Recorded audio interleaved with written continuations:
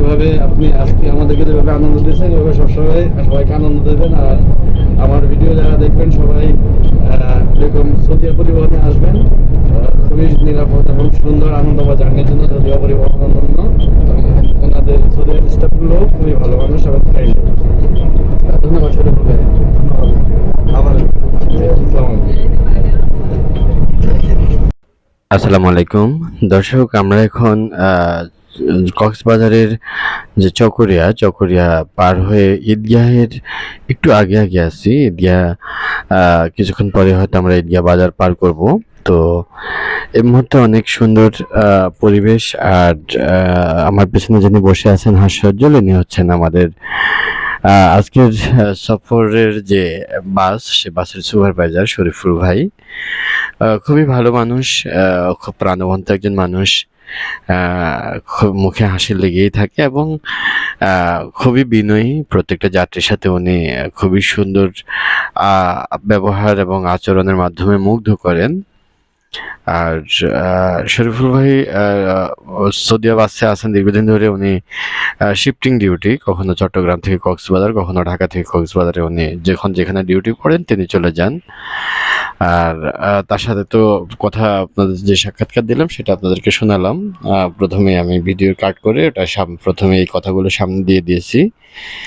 তো আসলে যদি ভ্রমণে আপনার যে ভ্রমণ সঙ্গীরা তারা যদি আপনার মনের মতো হয়, আর এই সফর সঙ্গী বাসের স্টাফ সব মিলিয়ে যদি আপনার সবকিছু অনুকূলে থাকে, তাহলে ভ্রমণটি হয়ে ওঠে আরো বেশি মনোমুগ্ধকর, আরো বেশি আনন্দদায়ক। আমি খুব ভালো লেগেছে উনি রাতে। আর ওনার সম্পর্কে বলি, আমি আমার যে সেলফি স্টিক এটা বাসে রেখে চলে গিয়েছিলাম প্রায় কলাতলির কাছাকাছি। তো পরবর্তীতে উনি সেটা নিয়ে আমাকে ফোন দিচ্ছিলেন, আর তৎক্ষণাৎ আমি ফিরে গিয়েছিলাম। তখন উনি ওটা আমাকে দিলেন যে আমার সেলফি স্টিকটা বাসে ফেলে রেখে গিয়েছিলাম। তো আসলে এটাও একটা বিষয় যে উনি সারা রাত জার্নি করে আমার সেলফি স্টিকের জন্য দাঁড়িয়েছিলেন। যাই হোক, তো আমি আপনাদেরকে রাস্তার যে পরিবেশ সেটা দেখানোর চেষ্টা করতেছি। আসলে খুবই সুন্দর এবং মনোমুগ্ধকর একটি পরিবেশ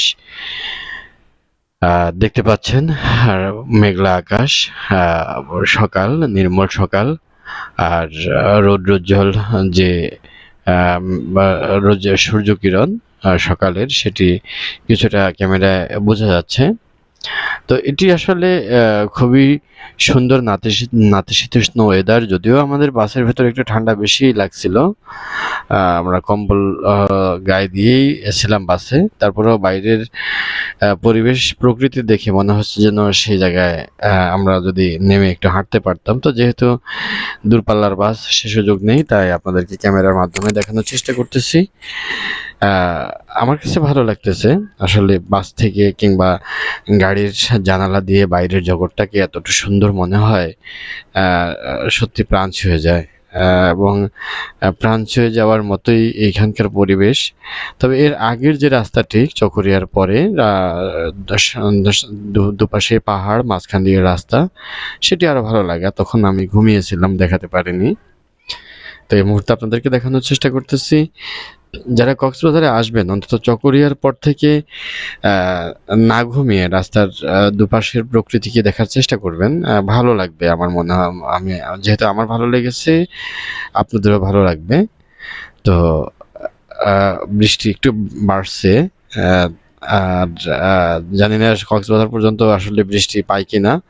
তবে বৃষ্টি না হওয়াটাই ভালো হবে, কারণ অনেক দূর থেকে জার্নি করে যদি এরকম বৃষ্টি পাই তাহলে হয়তো সেরকম আনন্দ করা যাবে না। তো যাই হোক, আমি আপনাদেরকে মূল উদ্দেশ্য ভিডিওটি দেখানোর যে কারণ, সেটা হচ্ছে যে রাস্তার দুপাশের প্রকৃতি, আহ, তার মেঘলা আকাশ, সব মিলিয়ে অসাধারণ একটি সৌন্দর্য। তো আপনারা উপভোগ করতে থাকুন। আমি আপনাদেরকে দেখানোর জন্য ক্যামেরা ওপেন করে রাখতেছি। আর রাস্তার পাশে যারা দাঁড়িয়ে আছেন তারা লোকাল বাসের জন্য দাঁড়িয়ে আছেন। যে চট্টগ্রাম থেকে কক্সবাজারে যাওয়ার যে বাসগুলো, তাদের সে বাসগুলোকে তারা হাতে ইশারা করে থামিয়ে সে বাসগুলোকে উঠবেন। এই মুহূর্তে আমরা ঈদগাহ পার হচ্ছি। আর কিছুক্ষণ ঈদগাহ পরেই কিন্তু ওই যে রামুর রাস্তা ডিভাইডার, একদিকে রামু, অন্যদিকে কক্সবাজারের যে জেলা শহর, অর্থাৎ আমরা যেখানে যাচ্ছি সমুদ্র সৈকত। দেখতে পাচ্ছেন খুবই সৌন্দর্য। উম, আমার কাছে ভালো লাগতেছে আসলে। প্রত্যেকটি ট্যুরেই আমি আহ, এই উপভোগ্য বিষয়টাকে মিস করি না। রাস্তার আহ, দুপাশের সৌন্দর্য কিংবা সামনে এসে যে গাড়ি চলা এবং সামনে বিভিন্ন মানুষের নানা রকম কর্মকাণ্ড, এগুলো দেখার চেষ্টা করি। দেখতে পাচ্ছেন এখানে একটা মেয়ে, এই যে সাদা পোশাক, এটা হচ্ছে কক্সবাজার সরকারি কলেজের ড্রেস। সরকারি কলেজের যে স্টুডেন্টস, মেয়ে ছাত্রীরা তারা সাদা পোশাক, অর্থাৎ সম্পূর্ণই সাদা তাদের পোশাক। তারা আমাদের বাসেও ২-৩ জন উঠছিলেন চকরিয়ার পার হওয়ার পরে, অর্থাৎ তাদেরকে নিতে হয়। কখনো সুপারভাইজার ফ্রিতে নিয়ে নেন, আবার কখনো কখনো টাকা নেন। তা আমাদের বাসে যে ২ জন উঠছেন সিট খালি সাপেক্ষে, থাকা সাপেক্ষে, তাদের কাছ থেকে আমাদের সুপারভাইজার টাকা নেননি ৩ জন। এটি একটা খুব ভালো লাগার বিষয় আমার কাছে মনে হয়েছে। আবার আরেকজন স্টুডেন্ট দেখতে পেলাম। এভাবে আসলে অন্যান্য রুটে হয় কিনা জানি না যে মানে এরা সমীহ করেই নিয়ে যায়। ইন্না লিল্লাহি ওয়া ইন্না ইলাইহি রাজিউন। দেখতে পাচ্ছেন যে একজন মারা গেছে। তাকে নিয়ে যাওয়া হচ্ছে মাটি দেওয়ার জন্য। এই হচ্ছে পৃথিবীর অদ্ভুত এক নিয়ম। আমরা যাচ্ছি কক্সবাজারে আনন্দ করার জন্য, আর আরেকজন যাচ্ছেন ঠিক সারা জীবনের হিসাব চুকিয়ে দেওয়ার জন্য। মহান রাব্বুল আলামিনের ডাকে সাড়া দিয়ে তিনি চলে যাচ্ছেন। কলেমায়ে শাহাদাত আশহাদু আল্লা ইলাহা ইল্লাল্লাহু ওয়া আশহাদু আন্না মুহাম্মাদান আবদুহু ওয়া রাসূলুহু। লাশ দেখলে নবী করিম সাল্লাল্লাহু আলাইহি সাল্লাম লাশের সম্মানে কালেমায়ে শাহাদাত পাঠ করতেন। তো এখানে আরেকটি দর্শন পেলাম যে আমরা হয়তো যেখানে থাকি তার আশেপাশে যদিও ভালো পরিবেশ থাকে, কিন্তু কোথাও না কোথাও হয়তো কারুর বিয়োগ ব্যথায় হয়তো কারুর মন ভেঙেছে। সেটা দেখতে পারলেন যে আমরা হঠাৎ হঠাৎ করেই আচমকা একজন আমাদের মৃত ব্যক্তিকে নিয়ে যেতে দেখলাম কবরস্থানের দিকে।